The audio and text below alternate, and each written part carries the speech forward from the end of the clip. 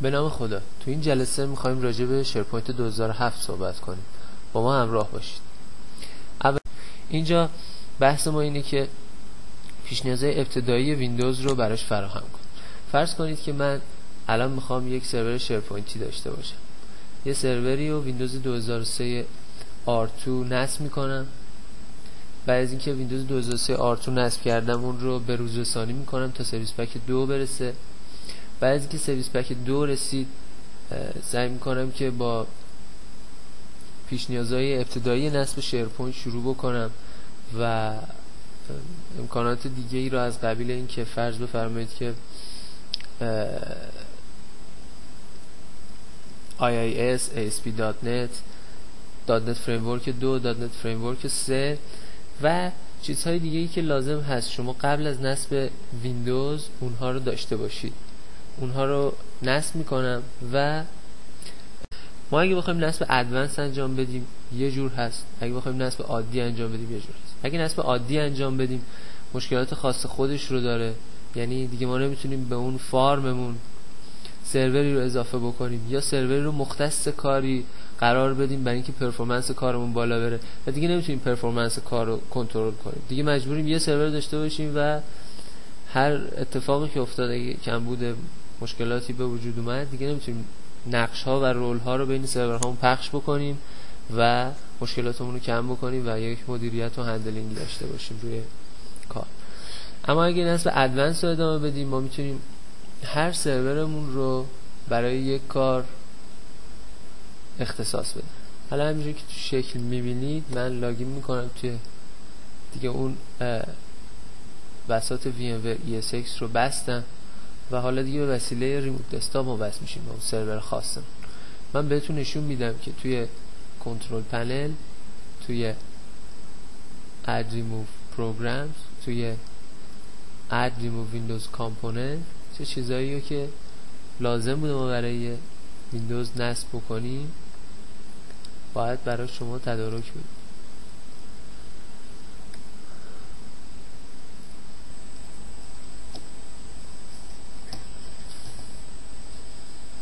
خب ما اینجا توی سرورمون اومدیم تا به شما نشون بدیم که چه چیزهایی رو شما باید به طور پیش‌فرض روی کامپیوتری که میخواین شیرپوینت 2007 نصب بکنید باید داشته باشید. توی اپلیکیشن سرور ما ASP.NET رو باید حتما تیکش رو بزنیم، IIS رو حتما تو قسمت اینترنت اینفورمیشن سرویس انتخاب بکنیم و بقیه دیگه اختیاری هست.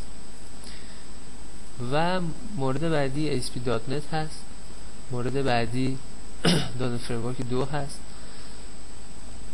و موارد دیگه ای که خود CD نصب به ما پیغام میده. بعد از اینکه شیرپوینت به صورت ادوانس یا غیر ادوانس نصب شد ما میتونیم بیایم از طریق سنترال ادمنستریشن به اون محیط خاص خودمون که برای مدیریت کل ستینگ های کل سرور هامون هست وصل بشیم. میدونید که حتما پیش نیازهای شیرپوینت SQL مقوله دیگه در صورت DNS لازم هست، چه شما لینوکس بیس باشید چه مایکروسافت بیس. بعد اکتیو دایرکتوری حتما واجب هست و مثلا ما با اولین صفحه که برخورد میکنیم بعد از نصب شیرپوینت این صفحه هست، یعنی که سنترال ادمنستریشن هست و مراحلی که ما باید تک تک انجام بدیم که الان چند تاش نشون داده نمیشه چون اونا رو من انجام دادم. ارتباط با ایمیل سرورمون، ایمیل سروری که ایمیل رو بفرسته، ایمیل سروری که ایمیل رو بگیره، ورکفلو ستینگامون، اینفو پس فرم سرویسمون و از همه اینا به نظر من مهمترش ارتباط شیر سرویس هست که شیر سرویس ساخته بشه و شیر سرویس شروع بکنه اون کارهایی که مربوط بهش هست از قبیل جستجو توی کل فرم ها، توی کل سایت ها، کراولرها رو بفرسته کل سایت ها رو ایندکس کنن و عملیات جستجو ایندکس سازی و از این قبیل کار. توی مرحله بعدی اپلیکیشن پول باید داشته باشه. توی مرحله بعدی همونطوری که میبینید شما باید سرویس هایی که توی فارمتون اینیبل هست رو به هر سروری پوینت بکنید. توی مرحله بعدی SSO و آنتی ویروس. بعد از اینکه ما شیرپوینت سایتمون رو ساختیم، شیر سرویس رو راه اندازی کردیم، نوبت به این میرسه که ما کل سرویس هایی که روی سرورمون احتیاج داریم رو اول توی یه لیستی ببینیم. بعد از اینکه توی لیستی دیدیم، اونهایی که لازم هست رو استارت کنیم. توی مرحله بعد از اینکه ما سرویس های مربوط به یکی از سرورهامون که توی سرور فارممون هست، مثلا فرض کنیم اینجا میل هست، فورمز هست و خود شیرپوینت، سرویس های مربوط اون که لازم هست رو فقط استارت کنیم. توی مرحله بعدی لازم هست ما به اپلیکیشن منیجمنت وارد بشیم و اینجا ابتدا یک وب اپلیکیشن بسازیم و سپس داخل اون وب اپلیکیشن سایت کالکشن درست کنیم. مراحلی که شما لازم هست حتما انجام بدید این هستش که تمام اون کارهایی که توی صفحه اول توی هوم داشتیم، این تقریبا 20 تا تسک هستش که توی ادمنستریتور تسک براتون درست میکنن، همش توی آپریشن قابل دسترس هست. یعنی شما میتونید اگر که مسلط باشید همه اون کارها رو به صورت سریع اینجا انجام بدید. ایمیل آوتگوینگتون رو، اینکامینگ ایمیل ستینگتون رو انجام بدید، سرویس ها و سرورهای داخل فارمتون رو مشخص بکنید و کارهای دیگه. سوالی که پیش میاد این که تو این قسمت اول ما چطور میتونیم سرور اضافه کنیم به فارممون. اولا حتما ما باید به صورت ادوانسد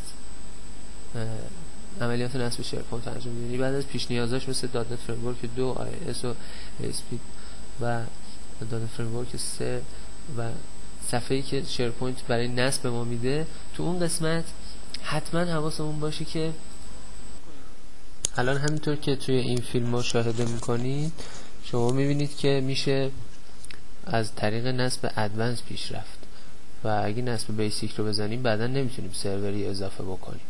برای همین توی همین قسمت که ما میخوایم تنظیمات ادوانس مربوط به سرورمون رو انجام بدیم، باید دقت کنیم که دیتابیس سرورمون رو که همون اسکیل سرورمون هست مشخص بکنیم و یک دیتابیس نیمی رو که همینجا مشخص میشه یادمون باشه که همواره این کانفیگوریشن دیتابیس ما هست و اگه ما بخوایم سرور رو به این فارم اضافه بکنیم حتما باید از این طریق اضافه بکنیم. یوزرنیم پسورد مربوطه رو میزنیم و از طریق ادوانس این کار رو انجام ندیم به مشکل میخوریم. الان همینطور که میبینید یکی از بچهای ما توی ترم پیش که کلاس ما رو گذرونده به عنوان تکلیف اومده از طریق ادوانس زدن اسکیل سرور آدرس اسم دیتابیس سرورمون توی شبکه SharePoint underline config که به صورت دیفالت اسم اون دیتابیسی هست که داخل اون اسکیل ساخته میشه و یوزرنیم پسوردی که مربوط به اون سرویس هست که بتونه specify database access account باشه